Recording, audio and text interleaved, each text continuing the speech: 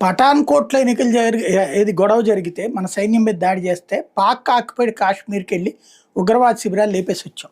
అదే సందర్భంలో పుల్వామాలో అటాక్ చేస్తే బాలాకోట్లో లేపేసి వచ్చాం. కానీ కాశ్మీర్లో ఆర్టికల్ 370 రద్దు ఇవన్నీ చేసుకుంటూ ఒక రూట్లోకి తీసుకొస్తుంటే మధ్యలో సుప్రీంకోర్టు అర్జెంటుగా ఎన్నికలు పెట్టించడం, అక్కడ రాష్ట్ర ప్రభుత్వం ఏర్పడినప్పుడు రాష్ట్ర ప్రభుత్వం అడిగితే సాయం చేయాలి కానీ అక్కడే ఉండిపోకూడదు సైన్యాలు. అందుకనినే కొన్ని వ్యూహాత్మక ప్రదేశాలు తప్పించి మిగతా చోట్లంతా రాష్ట్రం చేతుల్లోనే ఉంది. అందుకనినే స్వయంగా ముఖ్యమంత్రి క్షమాపణ చెప్పింది సమాజానికి. మోడీ వచ్చిన తర్వాత అంతకుముందు అక్కడ జరిగే ఇన్సిడెంట్లు అంతకుముందు ఎంత విచ్చలవిడిగా ఉండేదంటే 2005 నుంచి 2014 అంటే కాంగ్రెస్ హయాంలో 7,396 టెర్రర్ ఇన్సిడెంట్స్ జరిగినాయి. 1,398 మంది సివిలియన్స్ చచ్చిపోయారు. 843 మంది సైనిక సిబ్బంది కానీ పోలీసులు కానీ చనిపోయారు. మోడీ వచ్చిన తర్వాత 15 నుంచి 24